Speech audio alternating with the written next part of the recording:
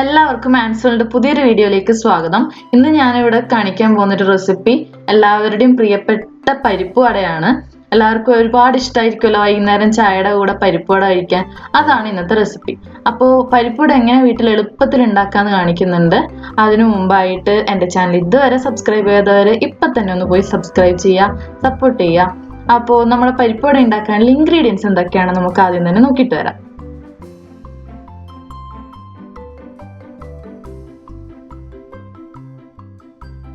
ആദ്യം തന്നെ ഒരു ബൗൾ എടുത്ത് അതിലേക്ക് 1 കപ്പ് കടലപ്പരിപ്പ് ഇട്ട് കൊടുക്കാം. ഞാനിവിടെ കടലപ്പരിപ്പ് മാത്രമാണ് എടുത്തിട്ടുള്ളത്. അതൊന്ന് കുറച്ച് വെള്ളം ഒഴിച്ച് നന്നായിട്ടൊന്ന് കഴുകി എടുത്തിട്ട് വരാം. ഞാൻ 2-3 പ്രാവശ്യം ഒന്ന് കഴുകി എടുക്കുന്നുണ്ട്. കഴുകി എടുത്തതിന് ശേഷം കുറച്ചുകൂടി വെള്ളം, ഇത് മുങ്ങാൻ പാകത്തിന് വെള്ളം ഇട്ട് 2 മണിക്കൂർ കുതിർത്ത് വെക്കാം. ഇതിൻ്റെ കൂടെ ബാക്കി ആവശ്യമുള്ള ഇൻഗ്രീഡിയൻസ് എന്തൊക്കെയാണെന്ന് നോക്കാം. ഞാനൊരു ചെറിയ ഉള്ളി എടുത്തിട്ടുണ്ട്, 6 അല്ലി വെളുത്തുള്ളി, പിന്നെ ഇഞ്ചി ഒരു ചെറിയ കഷ്ണമാണ് എടുത്തിട്ടുള്ളത്, അത് ചെറുതായി അരിഞ്ഞു വേണം ഇടാൻ. പിന്നെ പച്ചമുളക് 6 എടുത്തിട്ടുണ്ട്. നിങ്ങളുടെ എരിവിന് ആവശ്യത്തിന് ചേർത്താൽ മതി. എരിവ് ഇഷ്ടമുള്ളവർ 6 അതിൽ കൂടുതൽ എടുക്കുക, എല്ലാവരും കുറച്ചെടുക്കുക. പിന്നെ കറിവേപ്പില കുറച്ച് അധികം എടുക്കുക, അതായിരിക്കും നല്ല ടേസ്റ്റ്. ഒരുപാട് കറിവേപ്പില ഇടുമ്പോൾ നല്ല ടേസ്റ്റ് ആയിരിക്കും. പിന്നെ ഇതിൻ്റെ കൂടെ വേണ്ടത് ഒരു 1/2 ടീസ്പൂൺ മഞ്ഞൾപ്പൊടി, 1 ടീസ്പൂൺ മുളക് പൊടി, ആവശ്യത്തിന് ഉപ്പ്, പിന്നെ കായംപൊടി. നമ്മൾ 2 മണിക്കൂറായിട്ട് കുതിരാനായിട്ട് വെച്ച കടലപ്പരിപ്പ് റെഡി ആയിട്ടുണ്ട്. ഇതിപ്പോൾ എടുത്ത് നോക്കുമ്പോൾ ഇതുപോലെ നഖത്തിനെ കൊണ്ട് ഇങ്ങനെ ഒന്ന് അമർത്തി നോക്കുമ്പോൾ 2ആയിട്ട് പൊട്ടണം. ആ ഒരു അളവാകുമ്പോഴാണ് നമുക്കിത് എടുക്കാൻ പറ്റുന്നത്. 2 മണിക്കൂർ മാത്രം വെച്ചാൽ മതി. ഇനി നമുക്കിതിൻ്റെ വെള്ളമൊക്കെ ഒന്ന് കളഞ്ഞിട്ട് വരാം. ഞാൻ ഇതുപോലെ ഒരു അരിപ്പ വെച്ചിട്ട് വെള്ളം കളഞ്ഞിട്ടുണ്ട്. ഒട്ടും വെള്ളം ആവശ്യമില്ല ഇതിന് വേണ്ടിയിട്ട്.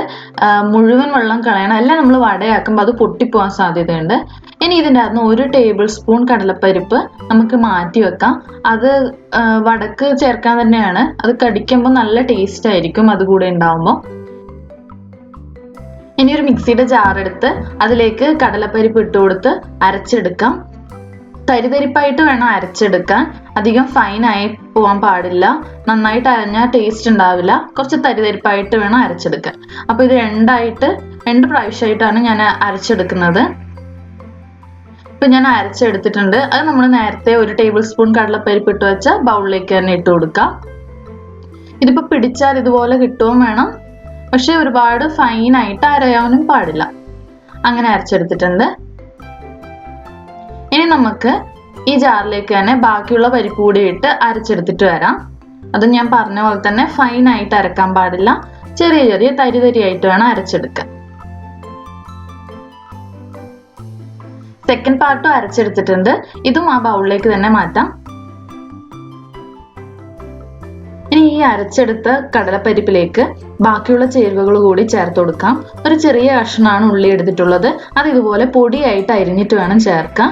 ഒരുപാട് ഉള്ളി ആയി പോകരുത്, അപ്പോൾ നമുക്ക് വട പിടിച്ചാൽ കിട്ടത്തില്ല. പച്ചമുളക് എടുത്തിട്ടുണ്ട്, 6 പച്ചമുളകാണ് എടുത്തിട്ടുള്ളത്. അതും ചെറിയതായിട്ട് അരിഞ്ഞിടണം.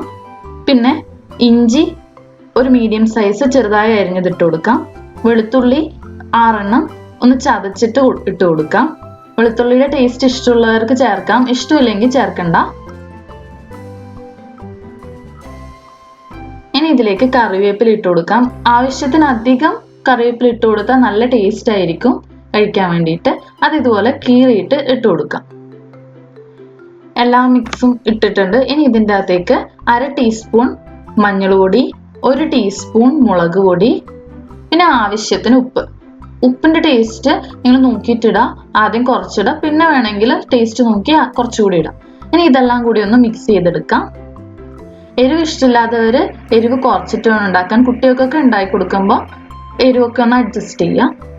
പിന്നെ ഇതിൻ്റെ കൂടെ ചേർക്കേണ്ടത് കുറച്ച് കായം പൊടിയാണ്. അത് ഞാനൊരു 1/4 ടീസ്പൂൺ ചേർത്ത് കൊടുക്കുന്നുണ്ട്. അതുകൂടി ചേർത്തൊന്ന് മിക്സ് ചെയ്യാം. ഇനി നമുക്ക് ഇത് വടയാക്കുന്നത് എങ്ങനെയാന്ന് നോക്കാം. ആദ്യം തന്നെ ഒരു ബോൾ സൈസ് ആക്കിയിട്ട് നമ്മൾ ഒന്ന് ഉരുട്ടിയെടുക്കാം. ഉരുട്ടിയെടുത്തതിന് ശേഷം നമ്മുടെ കൈയിൻ്റെ നടുവിൽ വെച്ച് ഇതുപോലെ പരത്താം. ഇതിൻ്റെ സൈഡ് ഭാഗം നന്നായിട്ടൊന്ന് തിന്നായിട്ടൊന്ന് പരത്തി കൊടുക്കുക. നടുഭാഗം കുറച്ച് കട്ടിയായിട്ടിരിക്കണം. അപ്പോൾ എന്താണെന്ന് വെച്ചാൽ ഈ സൈഡ് ഭാഗം തിന്നായിരിക്കുമ്പോൾ നല്ല ക്രിസ്പായിരിക്കും ആ ഒരു സൈഡ് കടിക്കാൻ. ശരിക്കും നമ്മൾ തട്ടുകടയിൽ നിന്നൊക്കെ കഴിക്കുന്ന പോലെ നല്ല ക്രിസ്പായിട്ട് കിട്ടും. അപ്പോൾ അതുപോലെ ബാക്കിയൊക്കെ ഞാൻ കാണിച്ചു തരാം എങ്ങനെ ഞാൻ ഉണ്ടാക്കുന്നതെന്ന്. ഇതുപോലെ ആക്കി ഇതുപോലെ ചെയ്തെടുത്താൽ മതി. ഇനി ഇത് എണ്ണയിലിട്ട് വറുക്കുന്ന കാര്യങ്ങളൊക്കെ നോക്കാം. നല്ല അടി കട്ടിയുള്ള ഒരു പാത്രം എടുത്ത് അതിലേക്ക് ആവശ്യത്തിന് മുങ്ങാൻ പാകത്തിന്, നമ്മുടെ വട മുങ്ങാൻ പാകത്തിന് കുറച്ച് എണ്ണ ഒഴിച്ചെടുത്ത്, എണ്ണ നന്നായിട്ട് ചൂടായി വരുമ്പോൾ അത് മീഡിയം ഫ്ലെയിമിലാക്കി അതിലേക്ക് വട ഓരോന്നായിട്ട് ഇട്ട് വറുത്തെടുക്കാം. ശ്രദ്ധിച്ച് കണ്ടിടാൻ, കൈയൊന്നും പൊള്ളാൻ പാടില്ല. ഞാനിപ്പം 3 എണ്ണമാണ് ഇട്ടിട്ടുള്ളത്. ഇനി അത് മറിച്ചിടാം. ഒരു സൈഡ് റെഡി ആവുമ്പോൾ മറിച്ചിടാം. ഒരു ഗോൾഡൻ ബ്രൗൺ കളർ ആയാൽ മതി, അധികം കരിഞ്ഞു പോകണ്ട. എന്നിട്ട് ഇതുപോലെ പുറത്തേക്ക് എടുക്കാം. വീഡിയോയുടെ ലാസ്റ്റ് പരിപ്പ് വടക്ക് അധികം എണ്ണ കുടിക്കാതിരിക്കാനുള്ള ടിപ്സ് പറഞ്ഞിരുന്നുണ്ട്, അതും ഒന്ന് കഴിക്കണേ. നല്ല ക്രിസ്പാണ്, സൈഡൊക്കെ നല്ല ക്രിസ്പായിട്ട് വന്നിട്ടുണ്ട്, നല്ല ടേസ്റ്റും ആയിട്ടുണ്ട്. ഉപ്പ് എല്ലാം കറക്റ്റാണ്, എരിവൊക്കെ കറക്റ്റ് ആയിട്ട് വന്നിട്ടുണ്ട്. എല്ലാവരും ഒന്ന് ട്രൈ ചെയ്ത് നോക്കുക ഇത്. ഇപ്പോൾ ഈ പരിപ്പ് വടക്ക് ഒട്ടും എണ്ണയില്ല. ഇതുപോലെയുള്ളത് എണ്ണ വളരെ കുറവാണ് കുടിച്ചിട്ടുള്ളത്. അതിനൊരു ട്രിക്ക് ഉണ്ട്.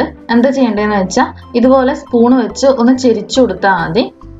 ഇതുപോലെ ആ സൈഡിലൂടെ പോകുന്നതാണെന്നില്ല എണ്ണ, അതുപോലെ പോകുന്നത് വരെ ഏകദേശം 1 മിനിറ്റോ അതിൽ കൂടുതലോ നമുക്കൊന്ന് വെയിറ്റ് ചെയ്യാം. കുറച്ച് ടൈം എടുക്കും, എന്നാലും നമുക്ക് എണ്ണയൊന്നും ഇല്ലാതെ പരിപ്പുവട കിട്ടും. അധികം എണ്ണ നമ്മൾ പരിപ്പുവടയിലില്ലല്ലോ, നമ്മളെ കൂടെ ഇങ്ങ് പോരില്ല, അത് ആ പാത്രത്തിലേക്ക് തന്നെ അങ്ങ് പോയിക്കോളും.